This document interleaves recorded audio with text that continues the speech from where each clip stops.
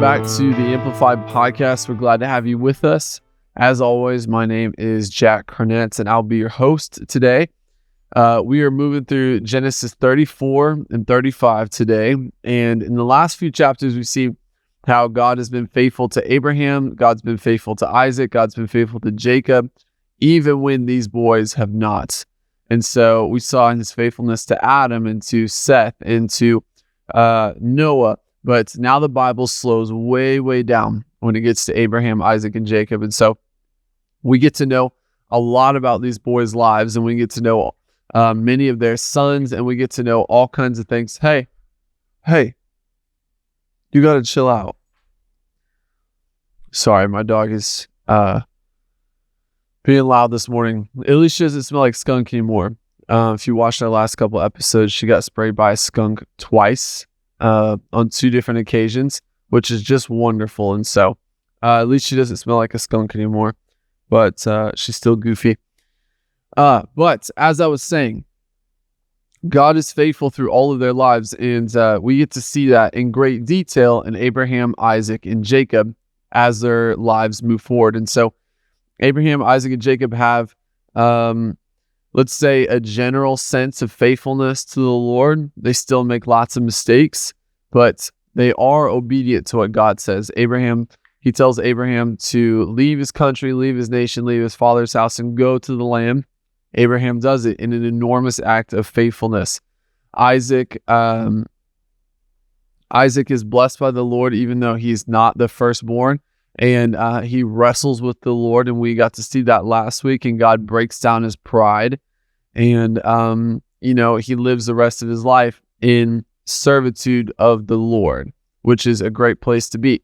And we see, actually, all of that happened to Jacob. My mistake.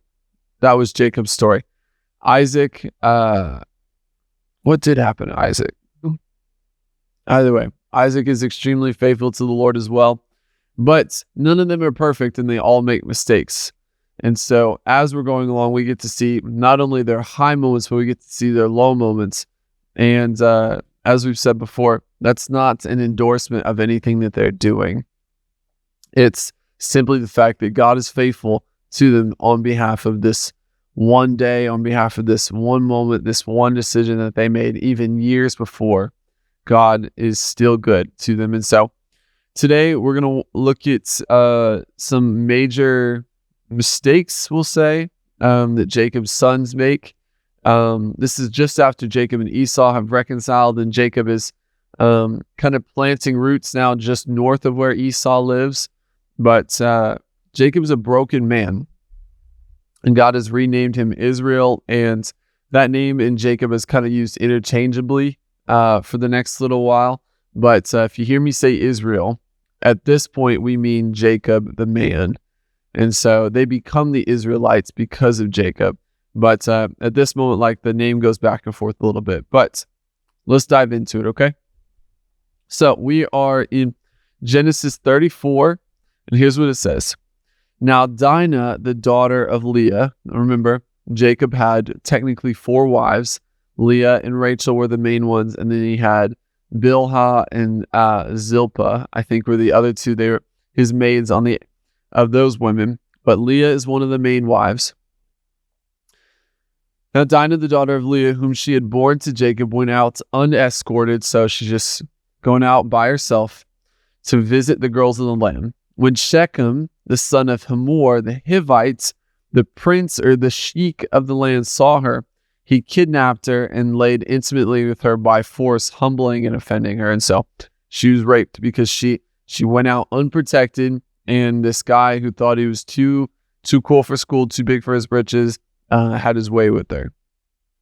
But it says his soul longed for and clung to Dinah, daughter of Jacob, and he loved the girl and spoke comfortingly to her young heart's wishes. So Shechem said to his father, Hamor, get me this young woman as a wife. Now, this is a time in history where it would make sense to involve your parents at this level. This is kind of how marriages were set up and arranged at this time. But I still think he's a spoiled brat.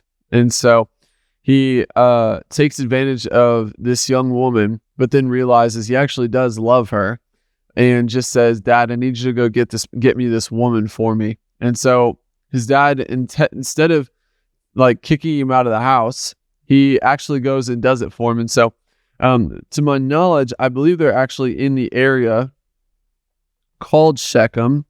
It's upside down. They're in the area called Shechem. And so this dude is a sheik. He's a big deal. In fact, the town is named after him. So it makes sense that he would kind of be a spoiled brat and that he would kind of get his way regardless of what he does. And so we're right here in Shechem. He said, get me this young woman as a wife. Now, verse 5. Now Jacob heard that Shechem had defiled and violated Dinah, his daughter, but his sons were out in the field with his livestock, so Jacob said nothing about it until they came in. But Shechem's father, Hamor, went to Jacob to talk with him, father to father, man to man. Now when Jacob's sons heard of it, they came in from the field, and they were deeply grieved, and they were very angry, for Shechem had done a disgraceful thing to Israel by lying with Jacob's daughter, for such a thing is not to be done. Rightfully so. They're angry, they're upset, they're grieved. All of the emotions that you should have, these boys have at this moment.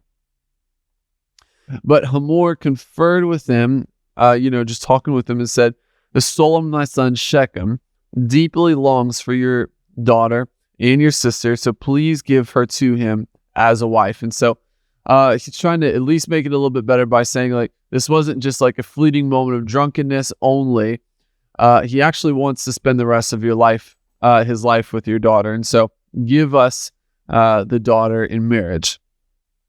He says, and beyond that, intermarry with us and give us your daughters to us as wives, and take our daughters for yourselves. And so he's like, you know what, let's just go ahead and get the ball rolling, and you guys can marry our daughters and we'll marry your daughters, and we'll kind of just like start to combine the land, and we'll all be better off for it in the end.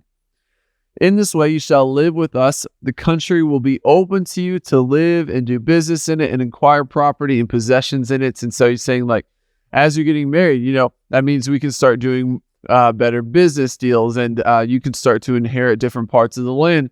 He's trying to like sweeten the deal because he realizes, at least I think he realizes, that his son really did mess up and he has to make it right.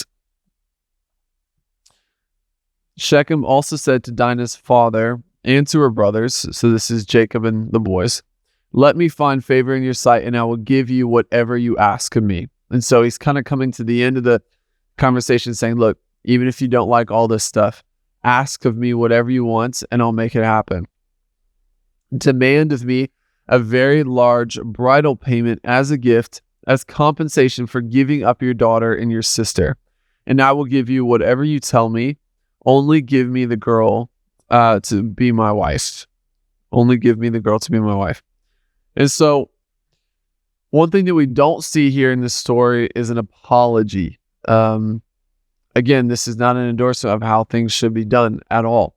And so he never once says, I repent of doing this horrible thing. We see it's not like this never happens in the Bible, because David repents to the Lord profusely when he basically does the same thing to Bathsheba.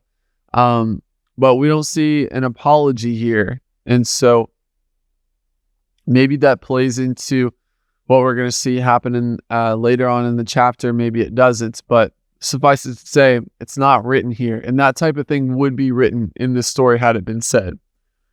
Instead, he's kind of just like trying to make the best of it and give the boys a good deal for this bridal price. So it goes on to say, Jacob's sons answered Shechem and Hamor, his father, deceitfully, because Shechem had defiled and disgraced their sister Dinah. And so the Bible's kind of giving us like as if there's a narrator saying like, now what you're about to read, this is kind of done with their fingers crossed behind their back. It's all said sort of tongue in cheek because they have different plans that they're making on the side. And they said to them, we cannot do this thing and give our sister in marriage to one who is not circumcised, because that would be a disgrace to us. And so it's kind of a funny answer to say like, yeah, we don't really care about the money, but if you're willing to do what we know you have to do to be circumcised, then we can have a different conversation. And so this is an entirely different type of offer that the boys are making. But he says, we will consent to you only on this condition, if you will become like us in that every male among you consents to be circumcised. So remember, this is a time of leaders of peoples being able to really just control the lives of whoever lived in their household, whoever served in their household. And so this is one mafia boss talking to another mafia boss and saying, all right, if not only you get circumcised and your son gets circumcised, but all the hundreds of men that live in your little towns and villages and all the tents, if they all get circumcised as well, then we'll take you up on your offer. And so I don't know if I would want to continue working for these guys if I was one of those boys, but we'll see what they say to the offer. Then we will give our daughters to you in marriage, and we will take your daughters for ourselves, and we will live with you and become one people. But if you do not listen to us and refuse to be circumcised, then we will take our daughter Dinah and go. And their words seemed reasonable to Hamor and Shechem, and the young man did not hesitate to do the required thing. For he was delighted with Jacob's daughter. Now he was even, for he was delighted with Jacob's daughter, period. So it sounds like he was like, yeah, I'll do whatever is necessary in order to get Dinah. This could be he's just infatuated with her. It could be that he's actually in love with her, but it doesn't change the fact that he started things off wrong. He should not have taken advantage of her, even if he was going to marry her in the end. But later in verse 19, it says, now he was more respected and honored than all the others in the household of his father. So again, this I'm kind of getting the idea that he's, even among his brothers, he's the spoiled one. You know, obviously the town is named after him later on. And they're all going to do whatever he says, even if it's something extreme like this. And it says, then Hamor and Shechem, his son, Shechem, his son, came to the gate of their walled city where the leading men would meet and spoke with the men of the city, saying, you know, these men are peaceful and friendly to us, so let us live with them in the land and do business in it. For the land is large enough for us and for them. Let us take their daughters for wives, and let us give them our daughters in marriages. And so they're like kind of trying to maybe soften the blow of what they're about to say. Like, let's all work together, right? Let's all get together for this. And we're going to see if they go for it. But only on this condition will the men consent to our request, that they live among us and become one people, that every male among us becomes circumcised just as they are circumcised.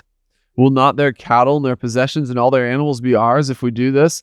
Let us consent to what they ask, and they will live here with us. Now, I don't know if they told the men in the land what started all of this.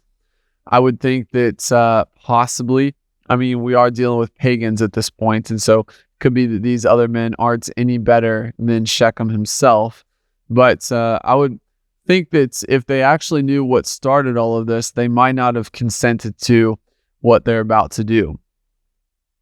And it says this, and every Canaanite man who went out of the city gate listened and considered what Hamor and Shechem said, and every male who was a resident of that city was circumcised. And so they all said, you know what? I guess it's worth it to be circumcised later in life if we can do business with these guys. If we, their God seems to be blessing them a lot. And so why not give it a shot?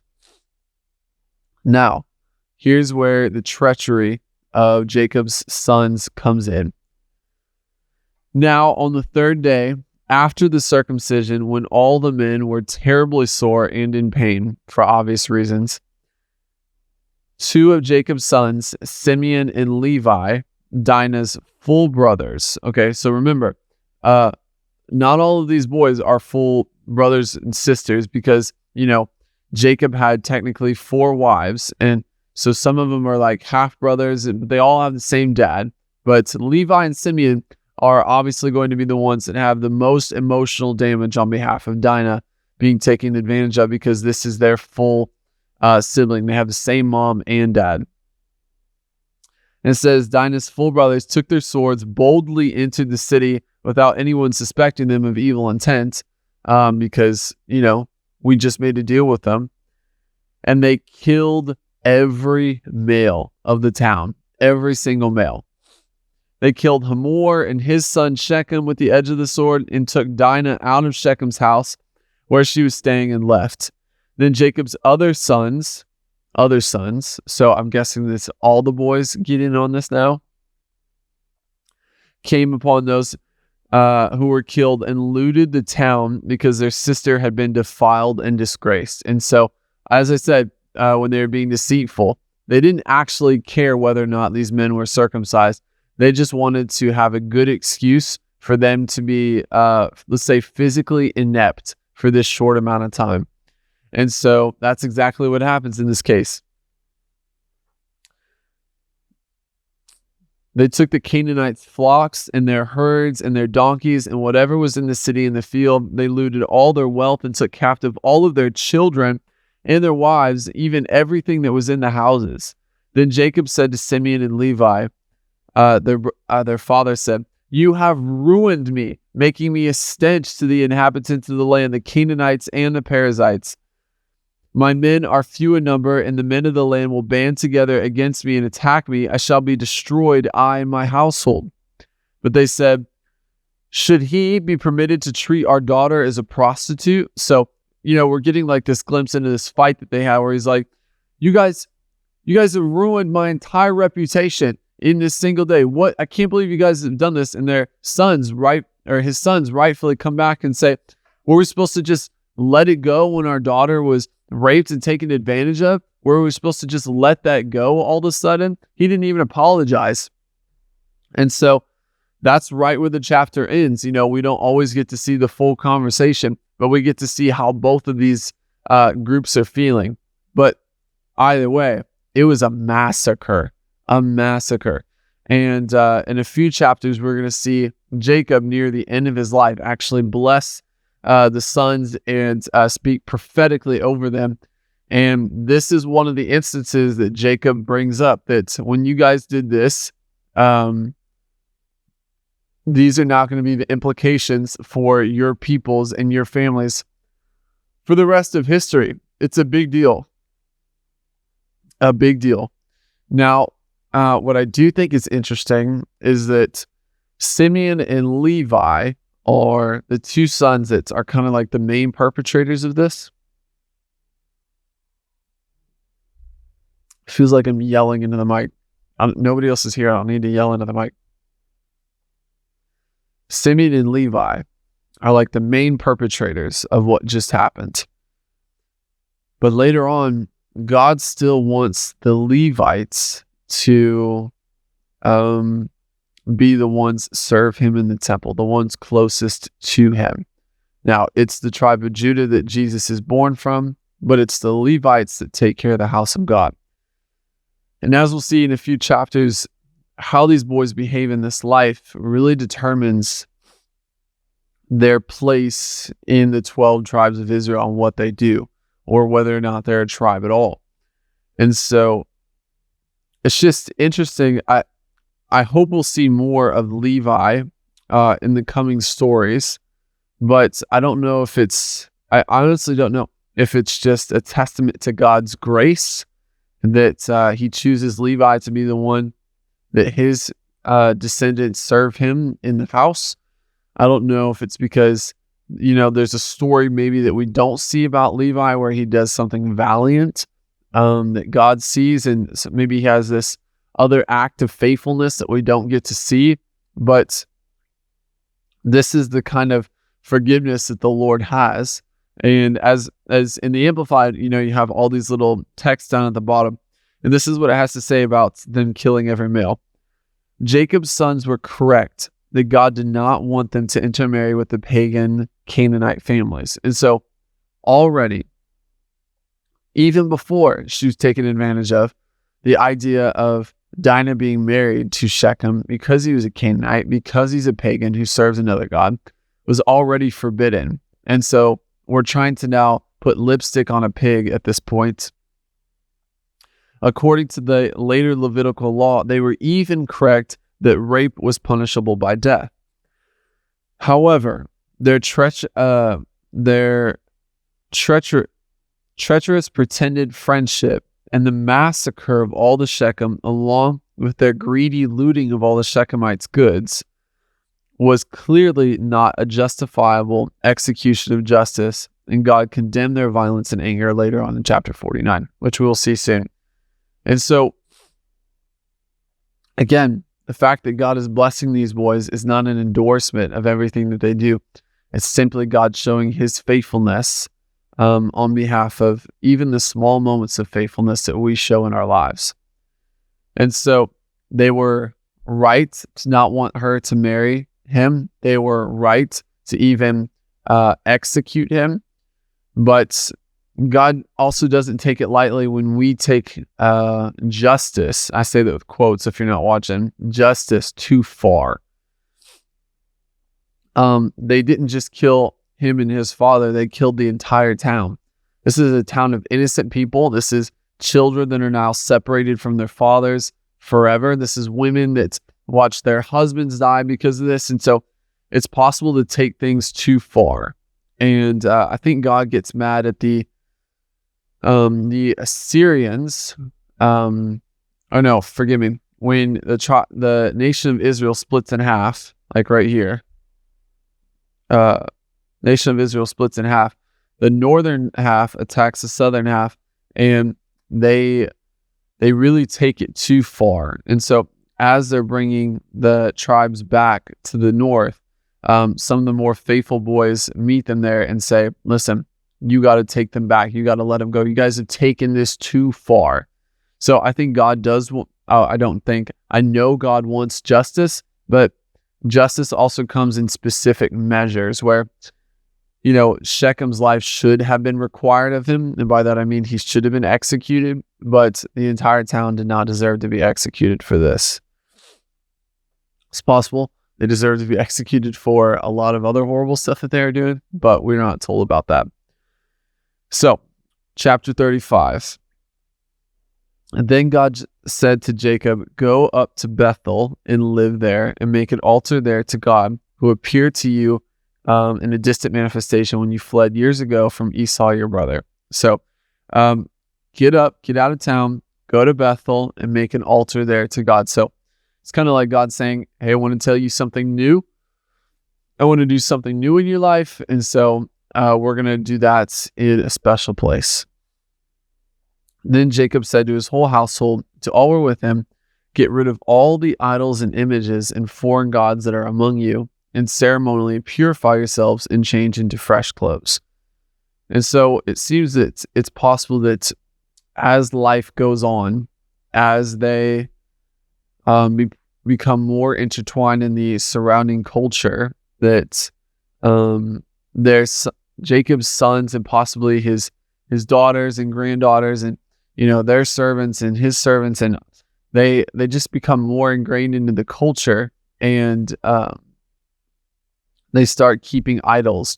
Maybe it just starts as trinkets or like stuff on keychains, but then it becomes more serious over time to the point where Jacob has to say, all right, we're going to go see the Lord, but before we do that, we need to purify ourselves. We need to get rid of all of the other things that we're worshiping. This is not God saying you need to come to me perfect, but if you were going to renew vows with your spouse, you would not bring all of the girlfriends you're cheating on her with to the ceremony. And so you're not expected to be perfect, but you should not bring any other idols there. Then let us get up and go to Bethel, and I will make an altar there to God who answered me in the day of my distress and has been with me wherever I've gone.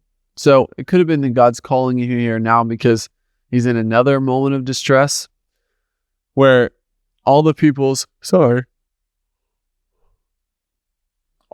around are hating him at this point, He's probably under a tremendous amount of stress, but God wants to meet him in the middle of that stress once again. So they gave Jacob all the idols and images of the foreign gods. They had and the rings which were worn in their ears as worn as charms against evil, and Jacob buried them under the oak near the tree, oak tree near Shechem. And so that which has been buried is dead. I think that's a good way of saying it. Just that which has been buried is dead. And so, yeah, it's over and done as far as Jacob is concerned. And it says this: as they journeyed, there was a great supernatural terror sent from God on the cities around them. And for that reason, the Canaanites did not pursue the sons of Jacob. And so God is protecting them now, even when they deserve to be, wiped out. They've done this horrible thing, killing all the men of Shechem, and now they're on their way up to Bethel, I guess, up the mountain, but south toward Bethel. And so as they're making this little trip right here, God is not allowing any of the people from the surrounding area to attack them along the way. Because again, God is faithful even when we act unfaithfully. And so I don't know what that supernatural terror was. It's certainly not unheard of for God to send pillars of fire or pillars of clouds or angels. Could have been anything. But suffice to say, they make it there unharmed. So Jacob came to Luz, that is Bethel, so right here, just north of Jerusalem. Came to Bethel, which is in the land of Canaan, and all the people were with him. There he built an altar to worship the Lord, and he called the place El Bethel, God of the house of God, because there God had revealed himself to him when he escaped from his brother. Now Deborah, who was once Rebekah's nurse, died and was buried below Bethel under the oak, and the name of it was called Alon Bakuth, Oak of Weeping. And so again, it's like reading a history book or reading someone's journal. They're going to write down the major stories that are happening in their lives, and they're also going to write down the births and deaths of family members. And we see that a lot of times at the end of chapters or at the end of a small section that, we remember when people pass away. And so Rebekah likely was very old at this point, and this happened to be where she died. Then God, in a visible manifestation, appeared to Jacob again when he came out of Padam Aram and declared a blessing on him. And so in the same way that he got to see God face to face, he's seeing Jesus again face to face. And God said to him, "Your name is Jacob. You shall no longer be called Jacob, but Israel shall be your name." So what's great about God is that God often gives us new names. And the Bible says in Revelation that in the end, God will give us a brand new name that is actually known, the meaning of it is known only to us. And so this is a perfect example of God giving a new name to someone. And so he was called Israel, and God said to him, "I am God Almighty, be fruitful and multiply." So this is God's bringing it back to the original command. Be fruitful and multiply. A nation and a company of nations shall come from you, and kings shall be born of your loins. The land which I gave to your father, the land which I gave Abraham and Isaac, I will give to you, and to your descendants after you, I will give the land. So he's reiterating the promise. And, if I was to preach on this, I would say it's possible that Jacob is at a point in his life where he sees the treachery that his sons have brought on the family, this evil of them murdering this entire town. And Jacob probably feels like his sons have disqualified him and themselves from God's promises. And so God comes to him in his distress, comes to him in his fear, and says, "The promises that I made to you are still the promises that I made to you. you have not disqualified yourself. Like, you are still alive. This doesn't mean that nothing we do can disqualify ourselves from what God has set before us. But in this case, God is telling him the plan is still the plan. Move forward. We can still work with this. And then God ascended from Jacob in the place where he had spoken with him. Jacob set up a pillar as a memorial monument. And in that place where he had talked with God, a pillar of stone, and he poured a drink offering of wine on it, and he also poured on it oil to declare it for. Sorry, I'm having a hard time reading this part. To declare it sacred for God's purpose. So Jacob named the place where God had met with him Bethel, the house of God. And so I think I feel pretty safe to say that this is just a renaming it's a reiteration of the fact that he named it Bethel before. I don't really think this is two different places. I think he's just saying this is Bethel. Like, this is the house of God. And maybe before it was just like he called it Bethel, but now he's expecting everybody to call it Bethel. Could be one of those two, I suppose. Then they journeyed from Bethel, and when there was still some distance to go to Ephrath, so this is Bethlehem, Rachel began to give birth and had difficulty and suffered greatly. So let's look at where they are.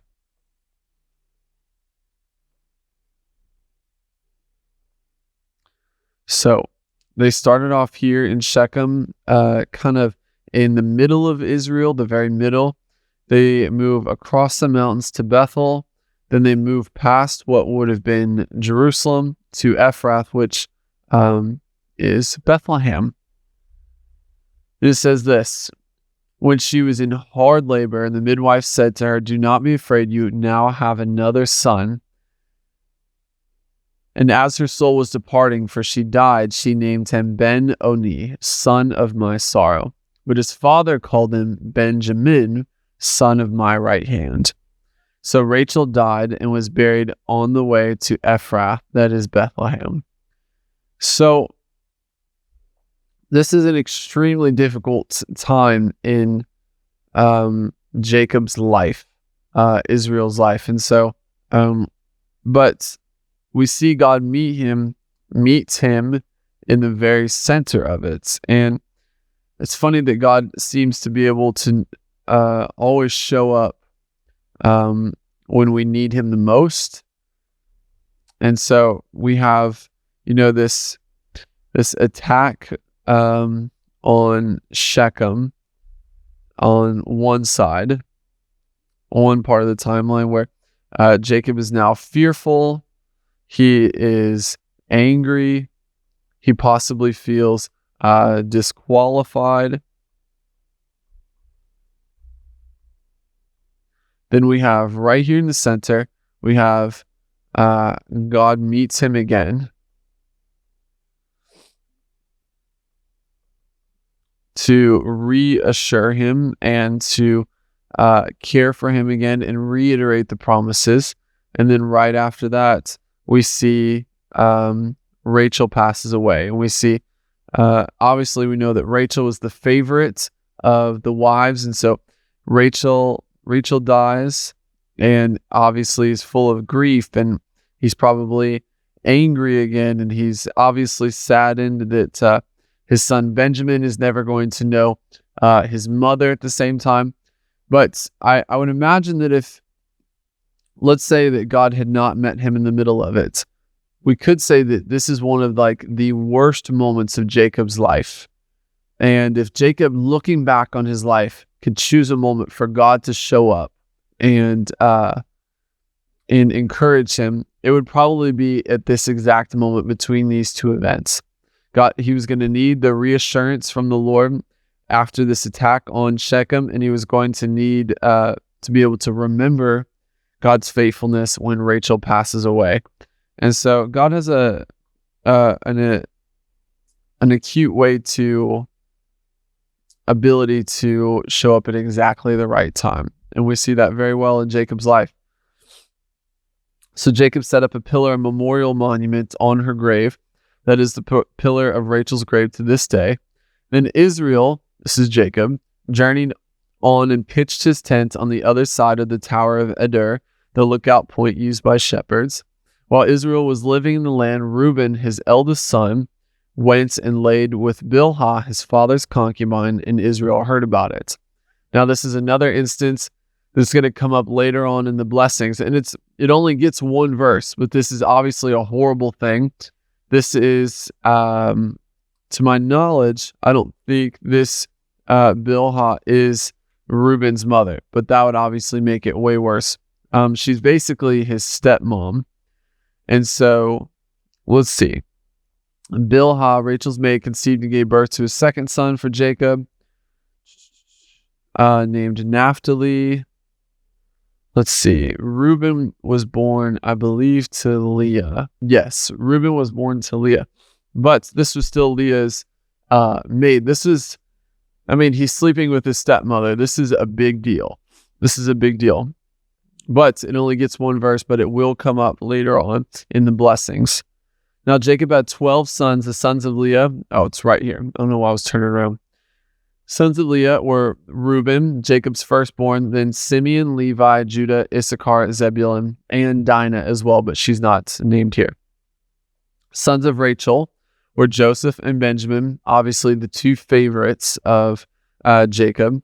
The sons of Bilhah, the stepmother, Rachel's maid, were Dan and Naphtali, and the sons of Zilpah, Leah's maid, were Gad and Asher.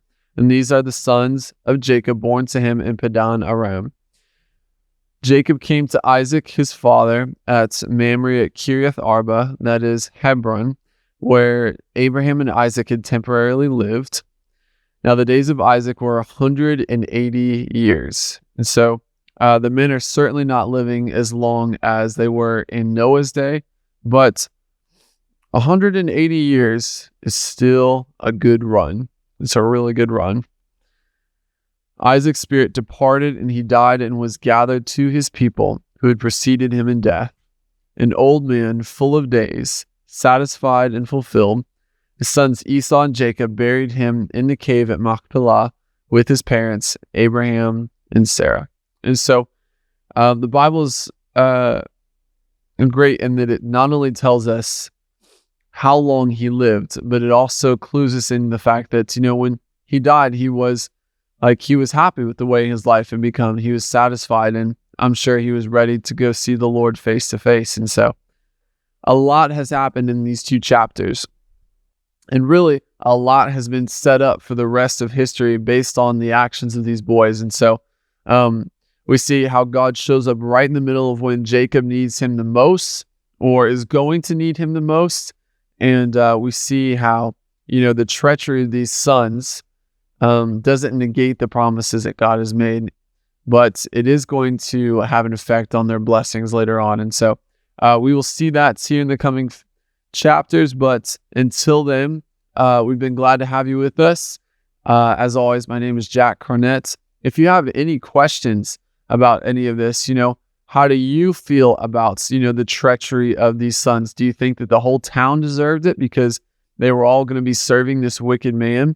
How do you feel about the way Jacob's sons reacted, or how the Bible is giving, just small moments to really big infractions?